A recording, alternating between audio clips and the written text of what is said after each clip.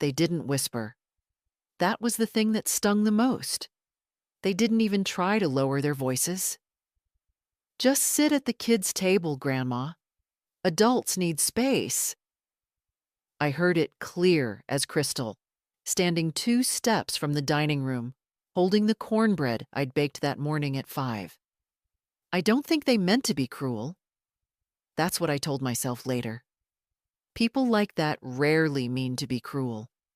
They're just so used to you being small, invisible, silent. They forget you can still hear. The table for the adults was set with linen napkins and gold-rimmed plates.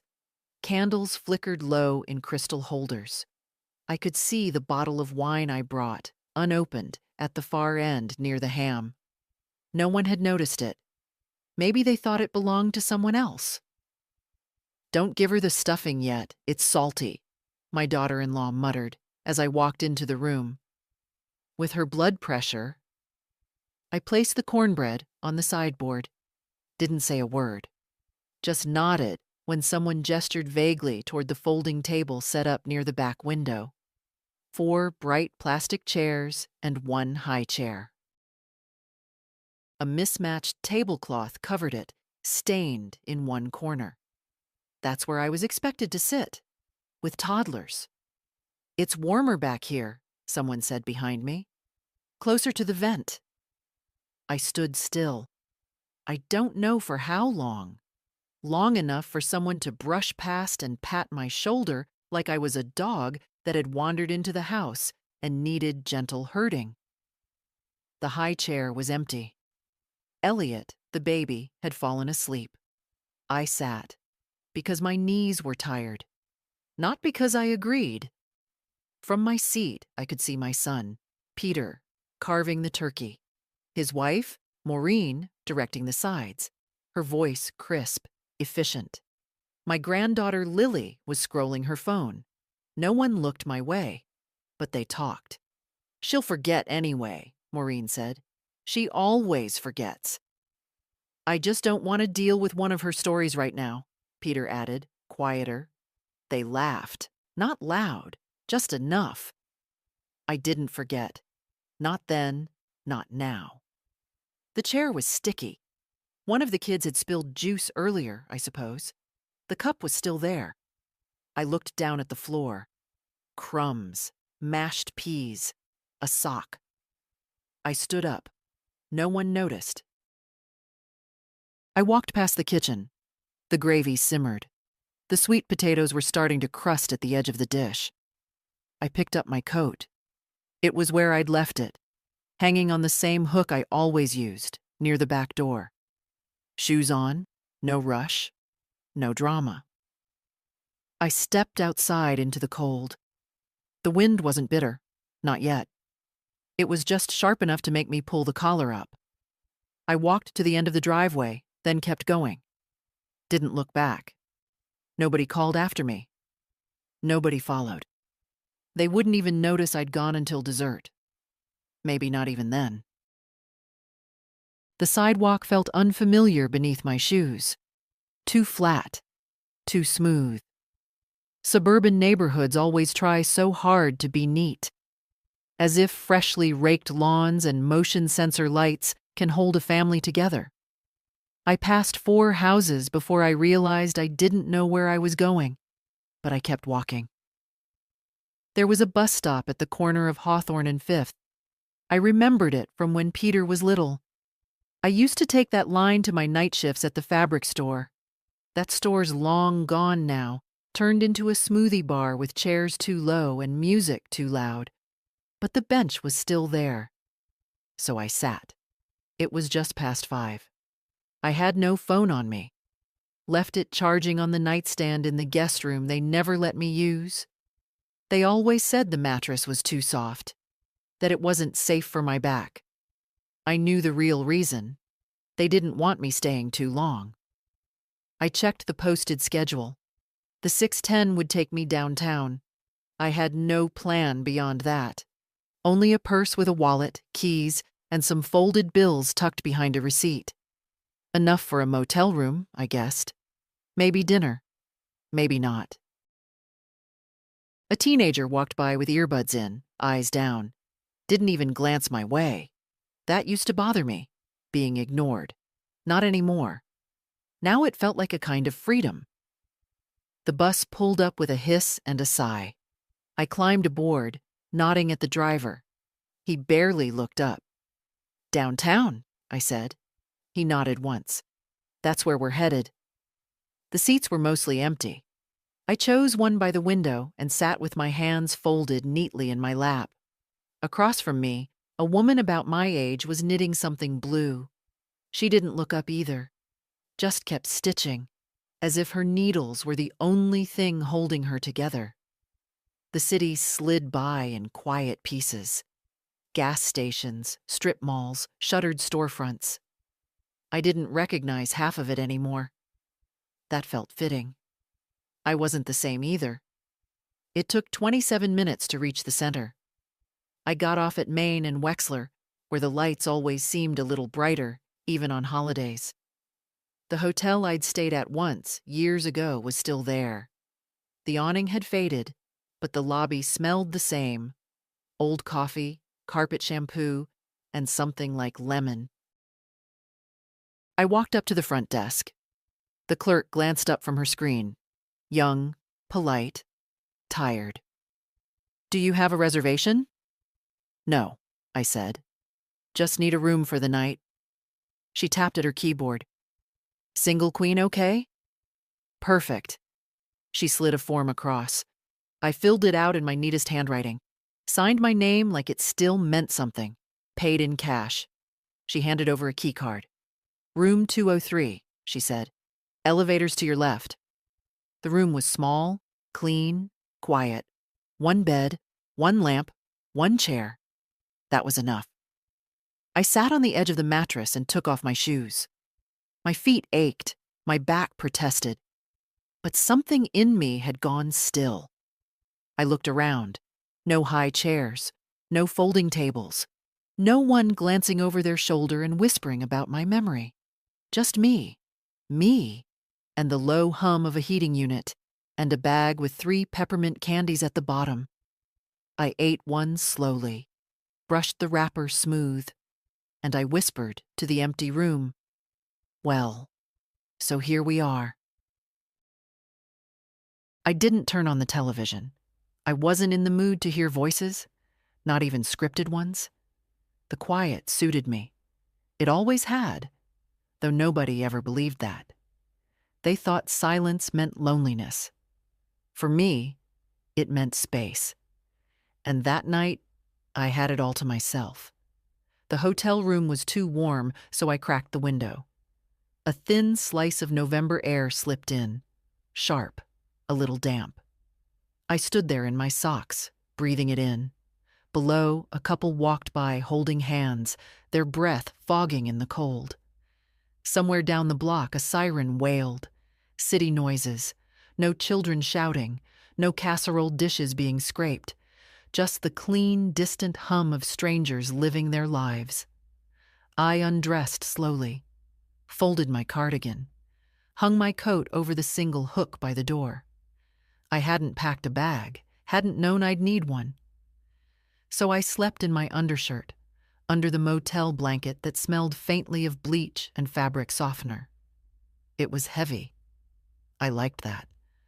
I lay flat on my back, hands crossed over my stomach like a woman posing for a portrait no one would take, and I didn't cry. Not out of pride. Not out of anger. Simply because the tears had dried up years ago. Sometime between my daughter-in-law's 4th correction of how I poured juice and the time Peter told me, without blinking, that the kids didn't like all my stories. Like memories were clutter. I closed my eyes and listened. No pipes knocking, no footsteps above me, no baby monitor static from down the hall. It was the first full silence I'd had in years. I slept. No dreams. No interruptions. When I woke, it was still dark outside. I checked the clock. 6:12 a.m. Old habits, I guess. I'd been rising before sunrise since I was 22. No reason to stop now. I made coffee using the little in-room machine. It tasted like cardboard and burnt filters, but it was hot. I held the cup with both hands and sat on the edge of the bed, looking out through the cracked window. The city was just beginning to stir. A garbage truck rumbled by. The bakery across the street switched on its sign. Fresh daily? I liked that. A promise, simple and small. I could have checked my phone, if I had it. Could have called a cab. Could have packed up and walked straight back to that house and knocked, just to see if they'd open the door. But I didn't want to. They hadn't called me, hadn't texted. Not even Lily, who used to draw me pictures with gluey macaroni and call me my shiny grandma. No one had asked where I'd gone. That, more than anything, told me all I needed to know. I finished my coffee, rinsed the cup, wiped the counter with a paper towel. Some habits don't break. I got dressed, smoothed the wrinkles from my skirt, rebuttoned my cardigan. I tucked the hotel key card into my purse. I didn't have to leave until 11, but I was ready now. Outside, the air bit a little sharper than the night before, but I welcomed it. It felt honest. I walked without rushing, past shuttered storefronts, past a man with a dog in a red coat. I nodded to him. He nodded back. That was enough. On the corner, a newspaper box displayed the date. Friday, the day after Thanksgiving. In that whole city, I had nowhere to be. And for the first time in decades, that didn't scare me. It steadied me. I kept walking. The diner was small, almost hidden, wedged between a dry cleaner and a pawn shop. The sign above the door said simply, Alice's. No frills, no branding, just a name. That felt like something I could trust. Inside, it smelled of coffee, frying bacon, and old linoleum. The kind of place where the waitresses call you hon and don't bother to write your order down. I liked it immediately. I chose a booth by the window, not because I needed to watch the street, but because the light hit just right. Soft, yellow, forgiving. A woman in her 60s approached, holding a pot of coffee. Her apron was stained, but her hair was neat. She looked like someone who didn't waste time apologizing for small things. Refill? She asked automatically, then squinted. Or are you just starting out? Just starting, I said. She poured. You eaten? I nodded. Something simple, eggs, toast, whatever's hot. You got it. She walked away without another word, and I felt something loosen in my chest. Nobody here knew me. Nobody needed anything from me. Nobody was watching me like I might spill or forget or embarrass them. I stirred sugar into my coffee slowly. One packet, then another. I'd stopped using sugar years ago, but today it felt right. The booth across from me was empty. I didn't spread out. I didn't pretend someone else was coming. The food arrived fast.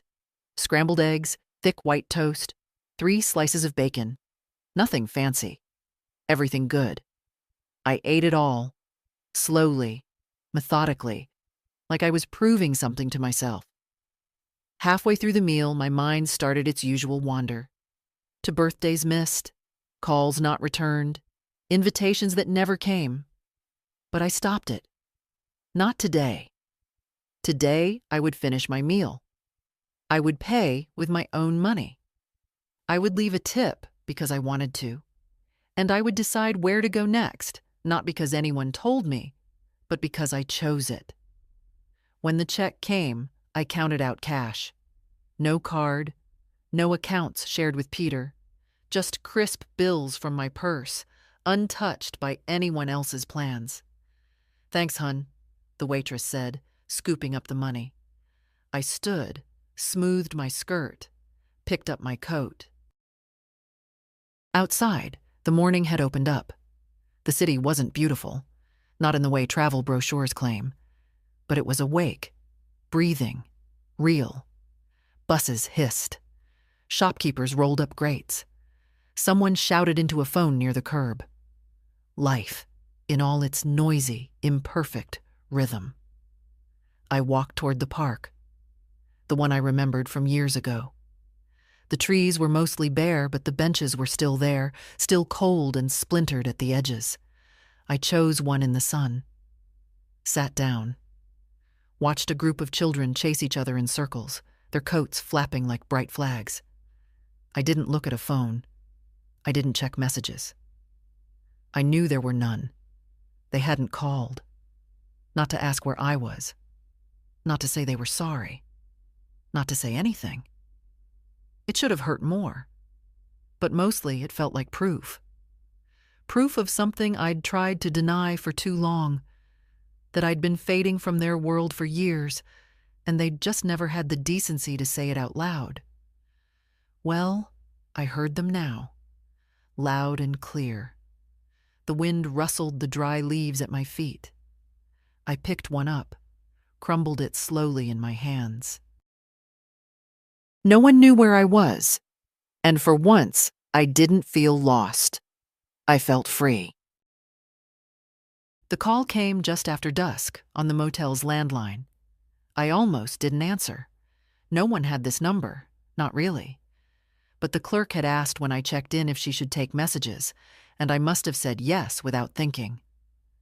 "Room 203, I said. A pause. Then Peter's voice, tight and cautious. "Mom?" I closed my eyes. I could hear a TV in the background, kids shouting, Maureen's voice sharp as a knife.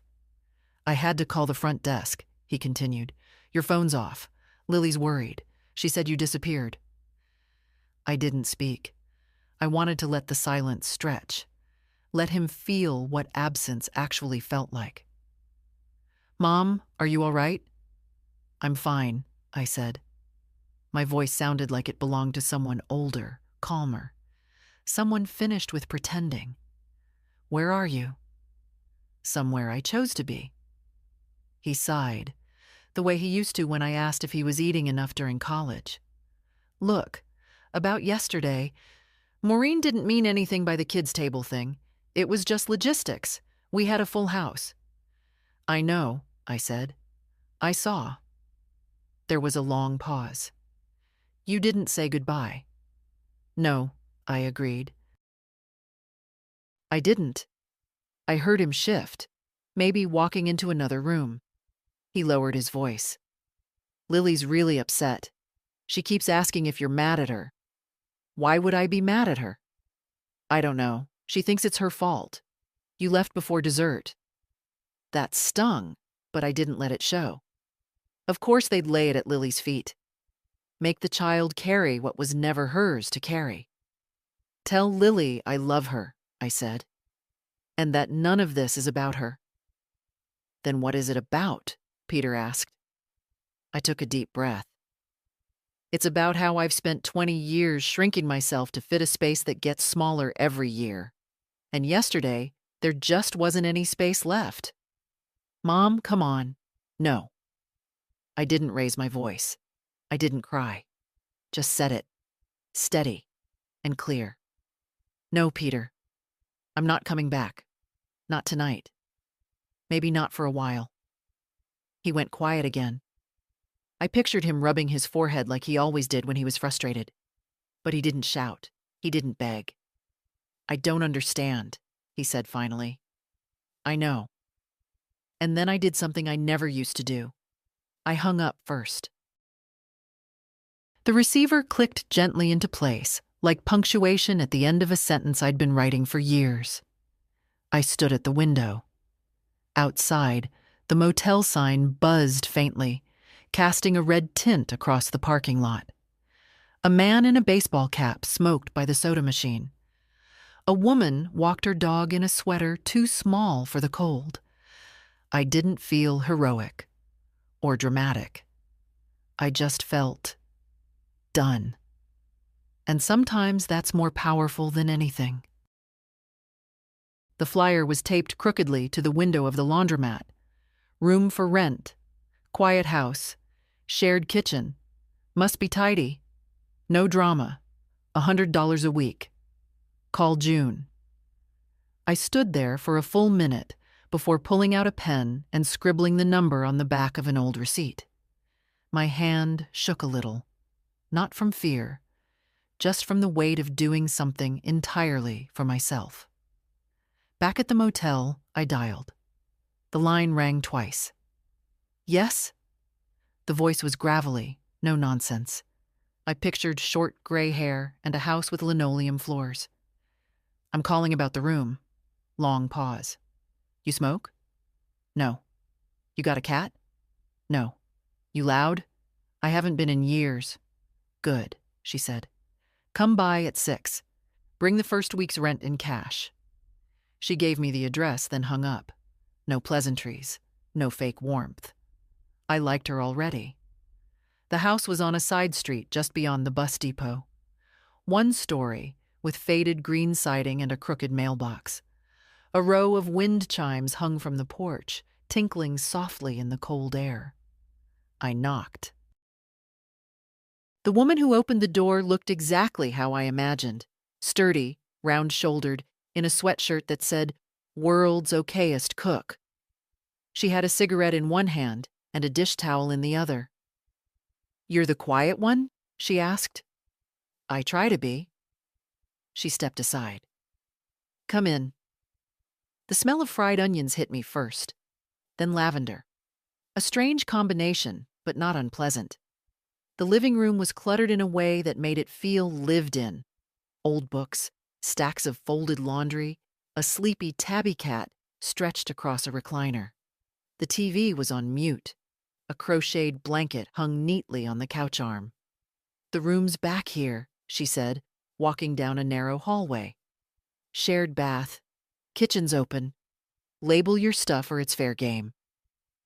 She opened a door to a small, square space with a twin bed, a dresser, and a window that faced the neighbor's fence. Nothing fancy. But it was clean. It was mine. I handed her the envelope of cash. She didn't count it, just nodded. "You can move in now if you want. Sheets are fresh." "I don't fuss, long as you don't bring trouble." "I won't." We stood in silence for a moment. "You running from something?" she asked, not unkindly. "No," I said. "I think I'm running to something." She looked at me for a long beat, then shrugged. "Well, let me know if you like eggs in the morning. I make too many anyway." I nodded, and she turned to head back down the hall, cat padding behind her. I closed the door, sat on the edge of the bed, ran my hands over the worn blanket. For the first time in weeks, I didn't feel like I was in someone else's space. I didn't feel like a burden or a ghost at a feast I wasn't welcome at. The room was quiet.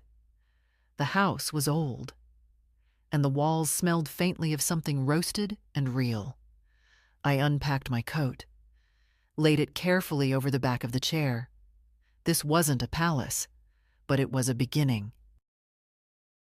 The next morning, June handed me a mug of black coffee and nodded toward the coat rack. "Forecast says sun. Go take a walk. You look like you got too many thoughts to keep inside." She wasn't wrong. I pulled on my jacket, the same one Maureen once called too frumpy for church, and stepped outside. The air smelled like earth and last night's rain. The sidewalk gleamed damp under my feet. I didn't know exactly where I was walking. I only knew I had to move. After 3 blocks, my feet found a rhythm. After 6, they found a memory. I turned onto Ashwood Lane without meaning to, just an old reflex buried deep. The curve of the street, the cracked sidewalk where a maple root buckled the concrete. It was all still there.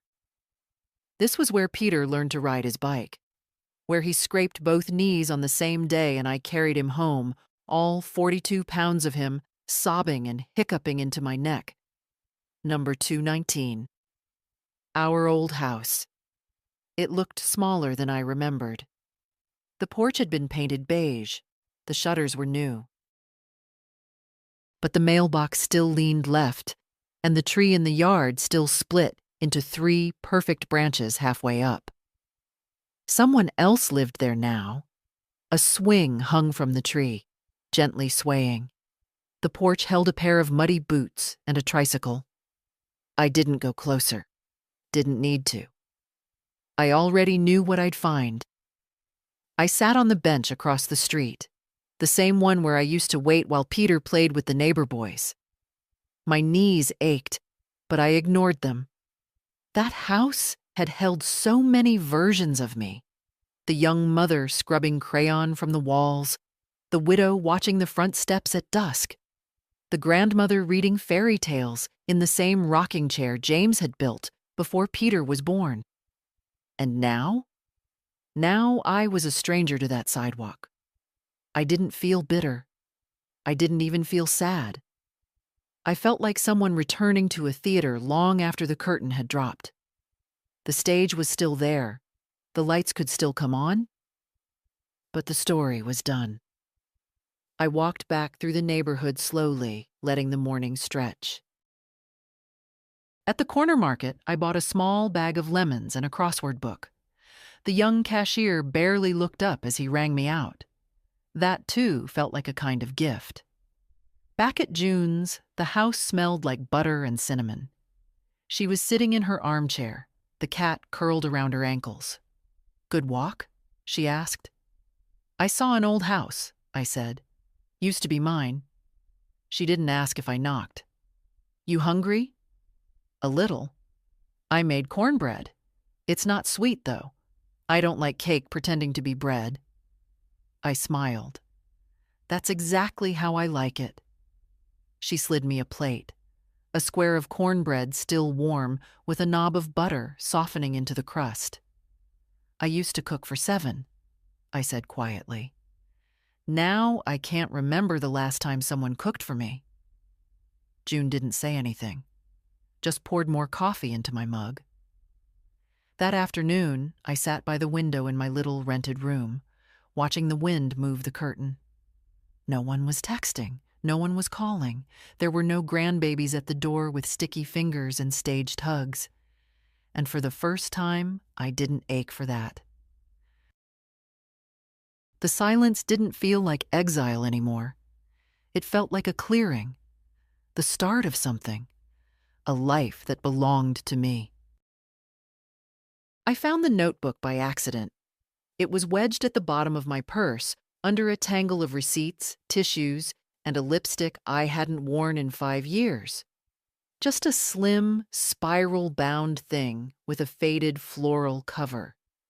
Something I'd picked up from the discount rack at a drugstore ages ago. I used to jot shopping lists in it, gift ideas, phone numbers of doctors and roofers. But that morning, after my second cup of June's burnt coffee, I opened it to a blank page and started writing. Not poetry, not a letter, a list. At the top of the page, I wrote what I've given, not out of anger, just curiosity. It began like this: paid Peter's college deposit, $1,000. Co-signed for his first car.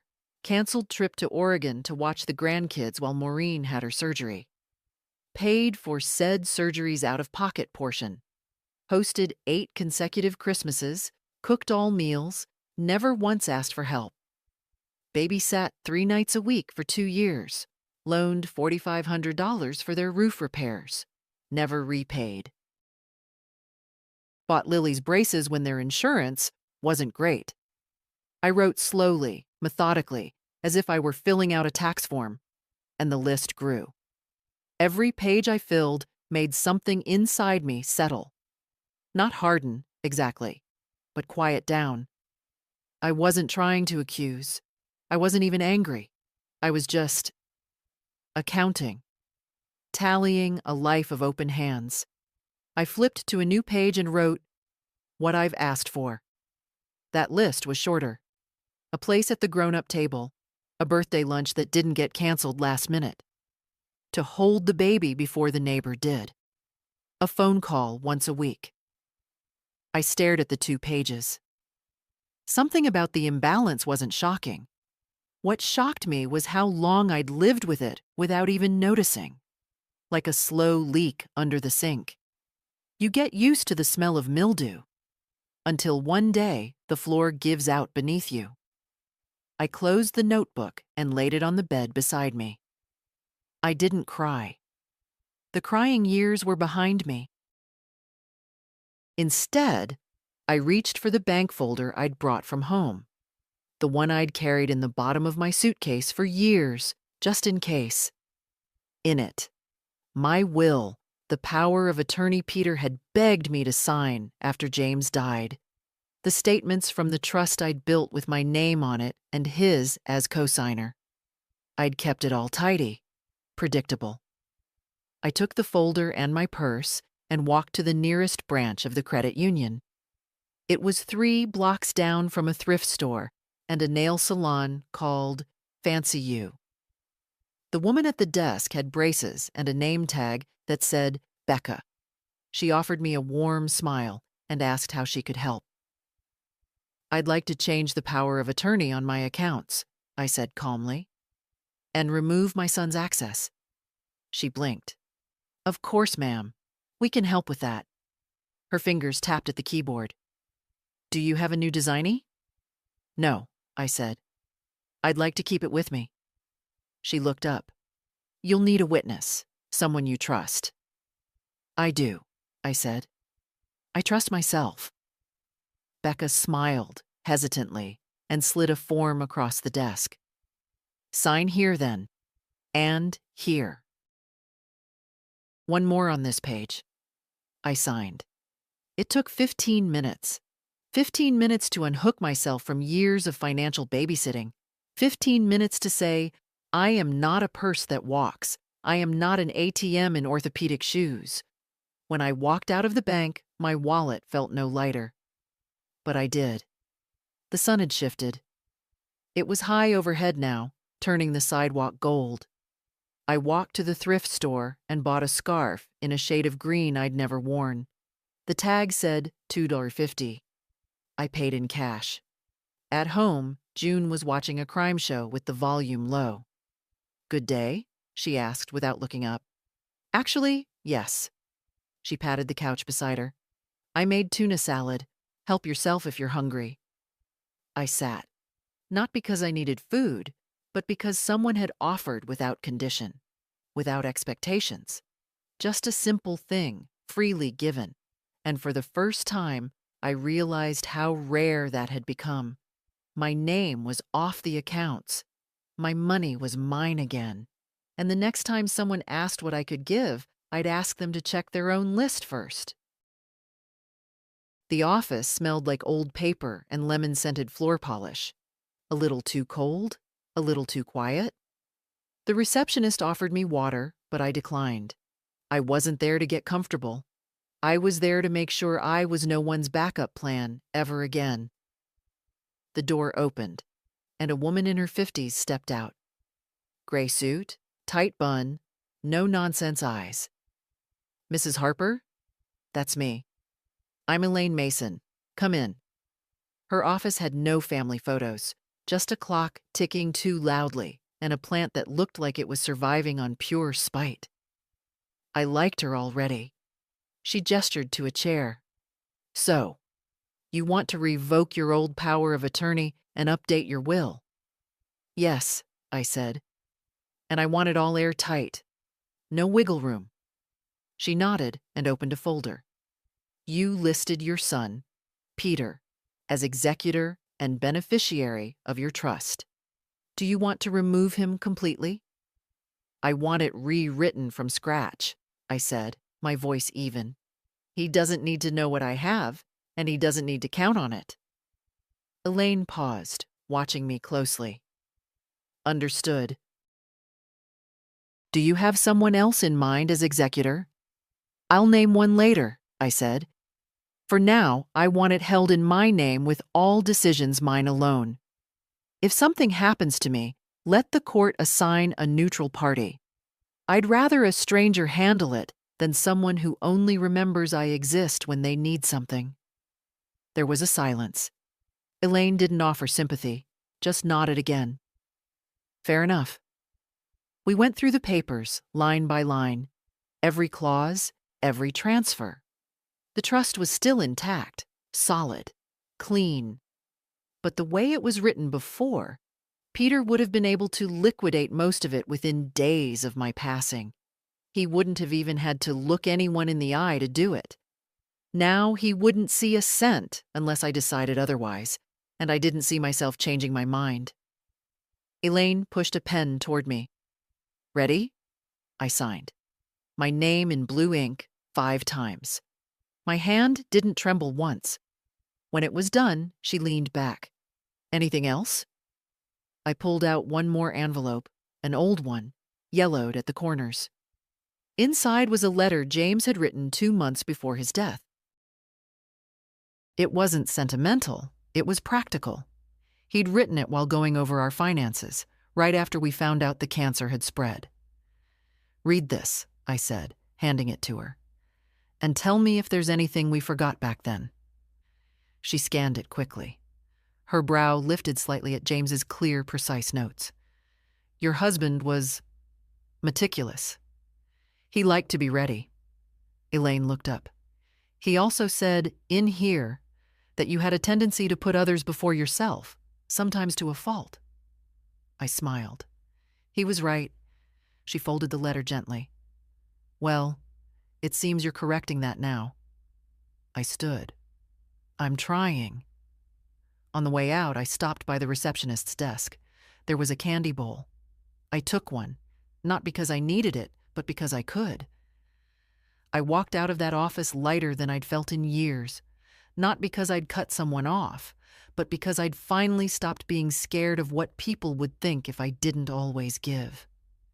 It was nearly noon. The city was wide open, and for once, every decision left to make was mine.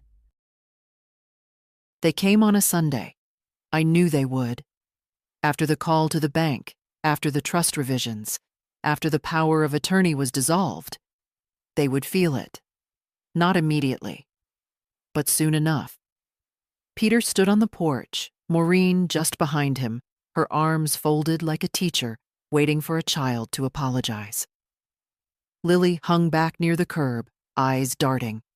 She was taller than I remembered, thinner too. But her face still held the round softness of a girl who once braided my hair during long afternoons. June opened the door before I could. They say they're your family, she muttered. But I figured I'd ask. I stepped up behind her.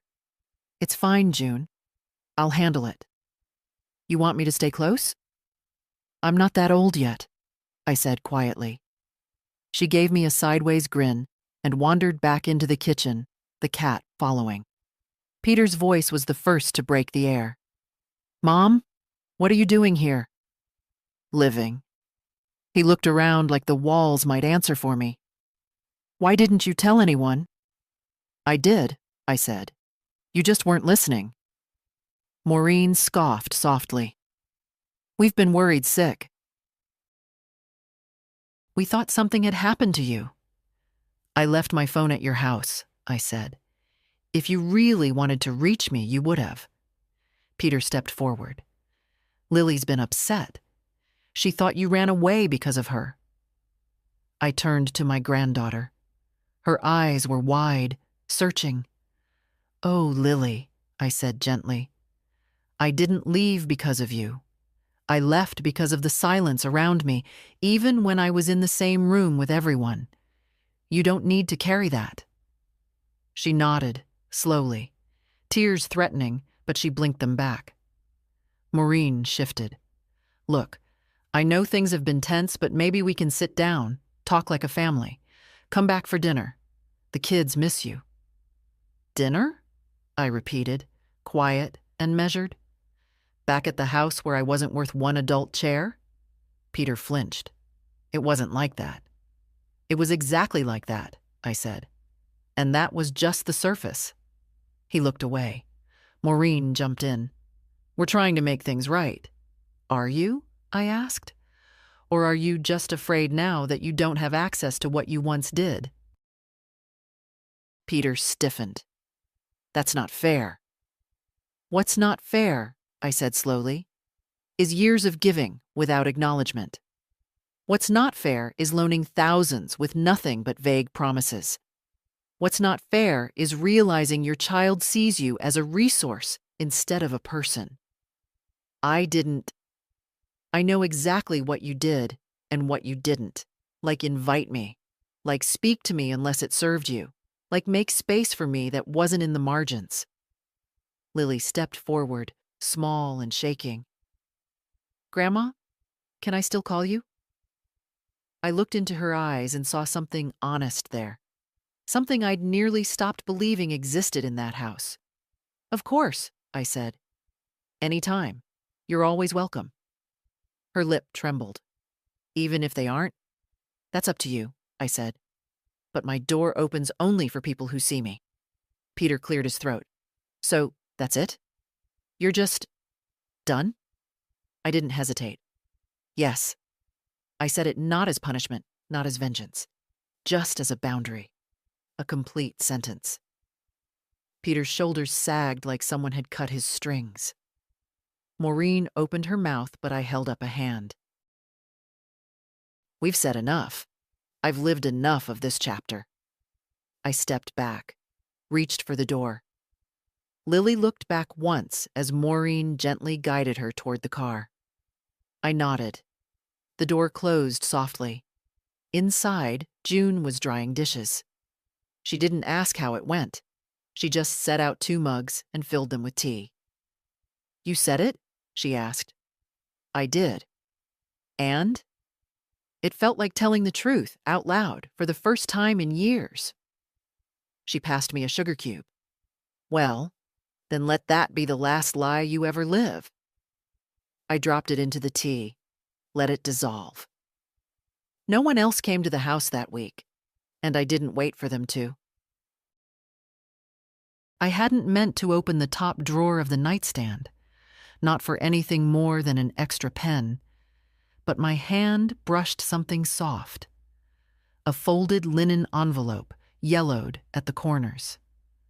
I recognized James's handwriting immediately. It was dated 2 months before he passed. No stamp, just my name in the center, written the way only he ever wrote it, plain, steady, no frills. Marilyn. I sat down slowly on the edge of the bed, the envelope in my lap. The room was quiet, the kind of quiet that holds its breath. June had gone out to buy sugar. The cat had disappeared into the closet. I was alone in the best way. No one waiting on me. No one watching. I opened the envelope and unfolded the pages. His handwriting was neat, but fading. A little shakier than I remembered. My girl. If you're reading this, it means you're still sorting through the mess of things I've left behind. Sorry about that. I tried to keep things simple, but you know how life likes to leave drawers full of junk. I've been thinking about the years ahead, the ones I won't see. And there's something I need you to hear, from me and no one else. You give too much. Not in the ways people praise, not in casseroles or birthday cards or warm hugs, though you give all of those too. You give by erasing yourself. You step out of the photo so someone else can fit. You eat last. You sit quietly while others take credit for things you did. You hand over your piece just to keep everyone else comfortable. I've watched you do it for years, and I let you. But now I'm asking you not to. Not anymore. Don't spend your last decades being tolerated, sweetheart. Be where you are wanted. Don't hand over the wheel of your life just because someone tells you they know the road better. You've lived too long and learned too much to be a passenger. And if Peter forgets that, or Maureen pretends not to notice you, let them. Some people only learn from the space you leave behind. I loved you for your gentleness, but I love you more for your fire. Let them feel the burn. James. I read the letter 3 times. The third time, I didn't cry. I just folded it again, as neatly as I could, and slid it back into the envelope. My fingers smoothed the crease like muscle memory. I didn't need the letter to tell me I was right to walk away, but it helped. Sometimes, the only thing keeping us stuck is the voice we miss the most, not saying what we need to hear. Well, I heard it now. I stood and tucked the envelope into the inside pocket of my coat. The good coat, the one with real buttons and deep pockets. It belonged next to my heart. Outside, the sky was soft with evening. The wind was low. In the distance, someone was playing a piano behind an open window. A few notes at a time. Hesitant. Beautiful. I wasn't just moving on anymore. I was reclaiming. Not with noise, not with vengeance, but with the calm, unshakable certainty that I did not exist to make others more comfortable. I existed for something more.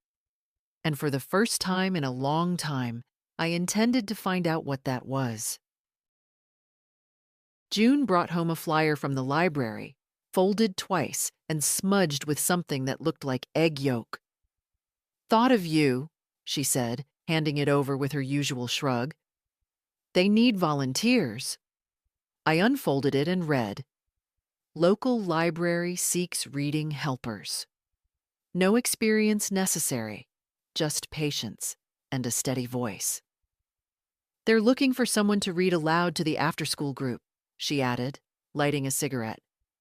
"Kids whose folks are working late. You've got the voice for it, calm, like a Sunday coat." I wasn't sure what that meant, but I said I'd think about it. The next morning, I walked there. The building was small, square, and smelled like worn carpet and old books. My favorite kind of perfume. A sign near the entrance read, "Welcome home, readers." I smiled before I even stepped inside. A young woman with thick glasses greeted me. "Can I help you?" "I'm here about the flyer, the reading program." She perked up. "Oh, you're the first to respond. We've had it up for 2 weeks." I filled out a short form, gave them my ID, and sat through a 10-minute orientation. I didn't need much instruction.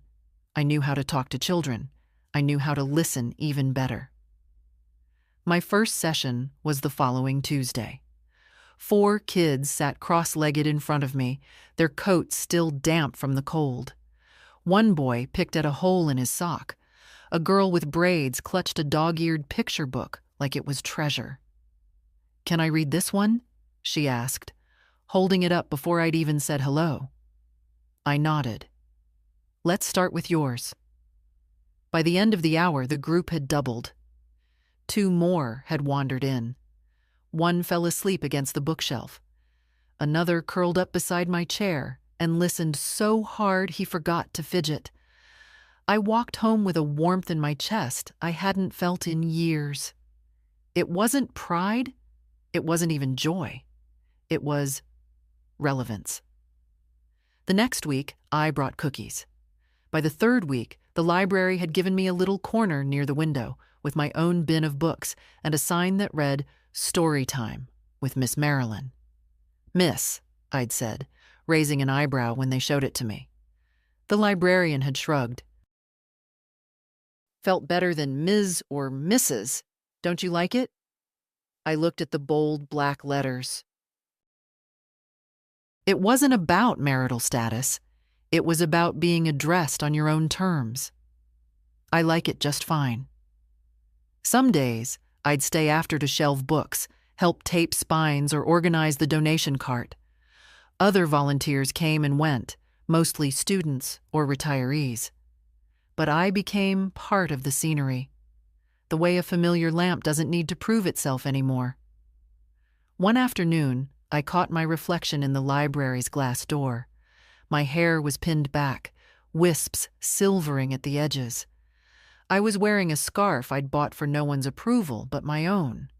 My eyes looked clear, and for the first time in a very long time I thought, I would have liked this woman, not tolerated her, not pitied her, liked her. There's a special kind of dignity in choosing work that no one asked you to do, not out of obligation, not for applause, but because it fits the shape of your soul. For decades, my time had been consumed by what others needed. Meals made, money loaned, favors granted, feelings soothed. Now, in that little reading corner with its plastic chairs and sticky crayons, I was building something gentler. Something mine. No one asked about my estate plan. No one sighed when I got up slowly. No one called me just Grandma. I was Miss Marilyn, reader, tea bringer, keeper of silence. And every child who crawled into that corner, coat and all, and curled up beside me with a book, they weren't asking for anything more than presence. That I could give freely. That I wanted to. And the difference was everything. June's house smelled like garlic and something roasting. She'd been banging around in the kitchen all afternoon, radio playing low, cat weaving between her legs like a shadow with fur. "You're joining us tonight," she said. Not a question. Not a request. A fact. I blinked at her from the hallway. "Who's us?" "My sister Lou's in town. Her girlfriend brought wine. I made lamb. You're sitting at the head of the table because you've got the best back and the worst knees. Come on." I almost laughed. It had been years since anyone told me where to sit that didn't involve folding chairs and plastic forks. The table was set simply. Mismatched plates, a tablecloth with one burnt corner, cloth napkins that didn't match either. But there was a candle flickering in a jelly jar, and the food smelled like something worth lingering over. Lou arrived 10 minutes later, carrying a tote bag full of pie tins. Her girlfriend, Carla, was all jokes and flannel shirts and wide gestures. They talked fast, laughed louder, and didn't ask me a single polite question like, "What do you do all day?"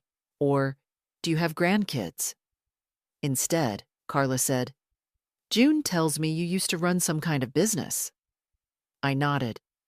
"Dry cleaning? 3 locations at one point." She whistled. "Damn, that's serious. I can't even keep succulents alive." And that was that. No forced compliments, no awkward silences. We ate lamb with roasted potatoes and something green I couldn't name. There was wine, and then more wine, and eventually pie. Real pie. With a crust that flaked and filling that didn't taste like syrup. Lou claimed it came from an old recipe she found in her ex-husband's mother's Bible. We talked about politics and bad knees and the worst outfits we ever wore in public. I told them about a pink hat I wore for an entire winter, just because James once said it made me look less tired. They laughed. Not at me. With me. I sat at the head of the table, as promised. My knees were grateful. My back appreciated the cushion. But it wasn't the chair that mattered. It was the fact that no one tried to shrink me. No one cut me off. No one looked past me. When the laughter died down and Lou started boxing up leftovers, Carla poured the last half glass of wine and looked over at me. "You always this quiet?" she asked. I shook my head. Just this rested. That got another round of chuckles.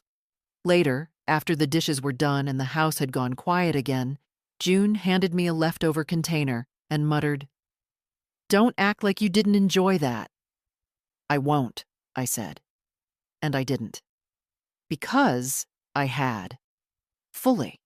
Without guilt. Without playing hostess or worrying if someone needed more ice or if Peter was going to make another excuse for why the kids just weren't in the mood to talk. No one needed anything from me that night except my presence. And I gave it, gladly. That's the thing they never tell you when you're young. That sometimes the deepest loneliness doesn't come from being alone.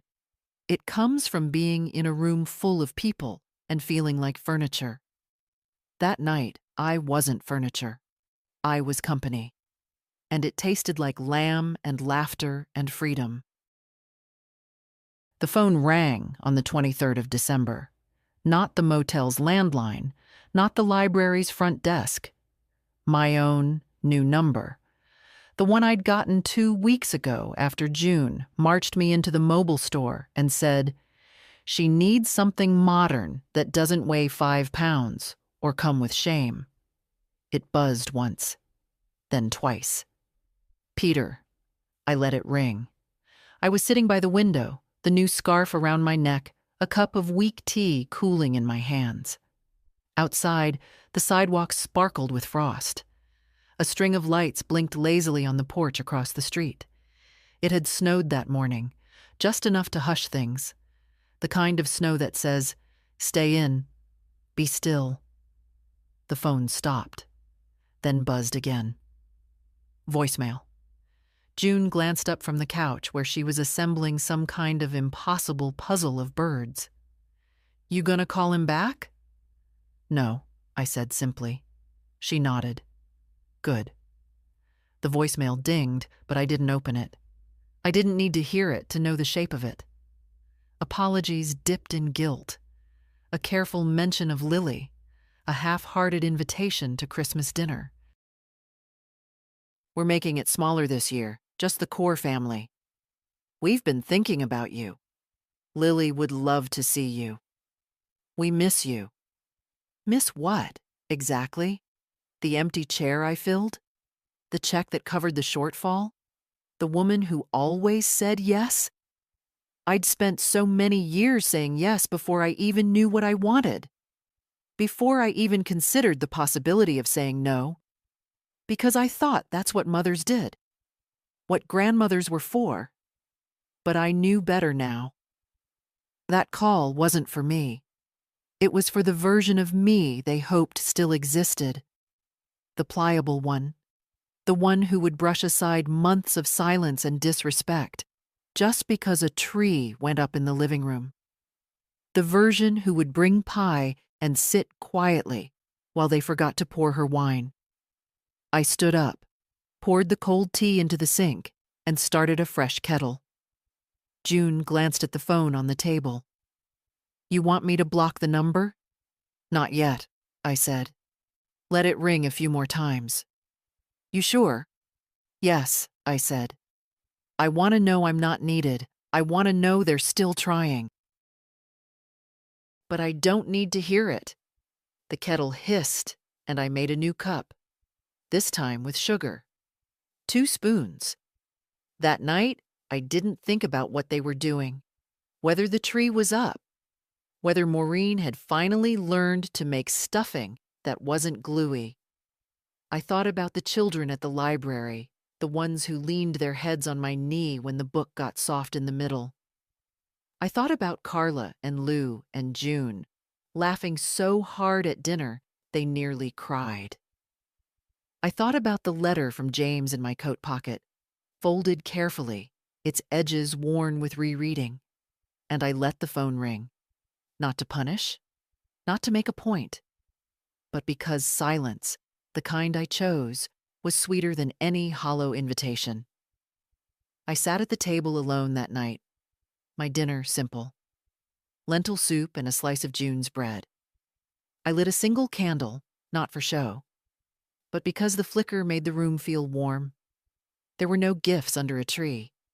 There was no tree, just me. And I was not lonely. I was present. And for the first time in a long time, that was enough. New Year's Eve arrived without glitter, without plans, without anyone asking what I'd be wearing or bringing. And still, it felt like a celebration. I woke early. The library was closed, and June had driven off to visit her niece 2 towns over, leaving a note on the fridge. "There's chili in the pot. Cat's been fed. You know where the wine is. Don't wait up." So I didn't. I spent the morning rearranging the furniture in my little room, not because it needed it, but because I did. I moved the bed to face the window, shifted the chair to catch the light. I took the scarf Carla gave me and draped it over the lampshade. Just enough green to warm the walls. It wasn't much, but it was mine. By noon, I'd started writing again. Not lists this time. Not ledgers of what was given and not returned. Just small thoughts in the margins of that old notebook. Phrases I liked. Sentences I hadn't said aloud.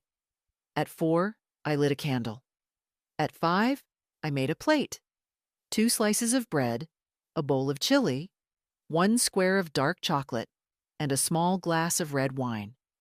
Not a feast, not a toast. Just a meal. Simple, quiet, mine. I set the table properly. Napkin, fork, the good bowl June lets me borrow now without asking. I sat at the chair with the cushion, the one that creaks a little, and I ate. No one rushed me. No one talked over me. No one asked me to move for a photo. Just the sound of the fork against the bowl and the soft clink of glass against wood. After dinner, I stepped outside. The wind had settled, and the air was crisp, full of that deep stillness only winter gives.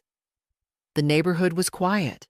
No parties spilling out onto lawns, no music vibrating from car windows.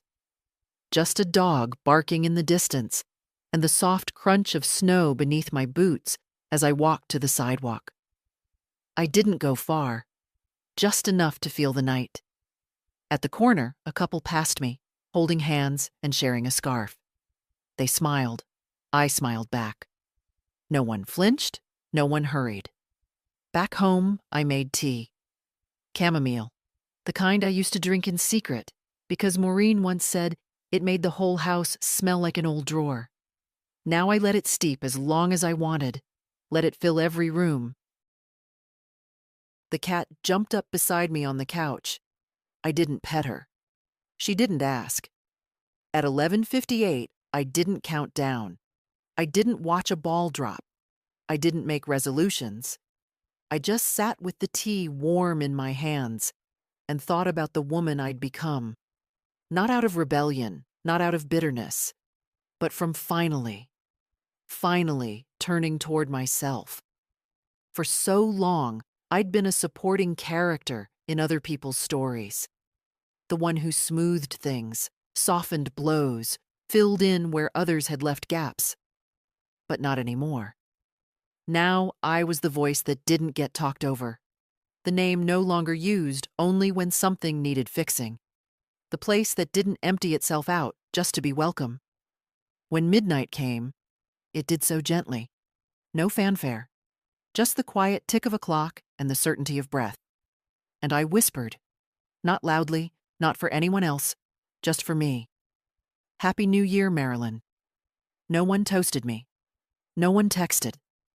And I didn't mind, because I was already full, not with wine, not with food, but with myself. And for the first time in a lifetime, that was enough.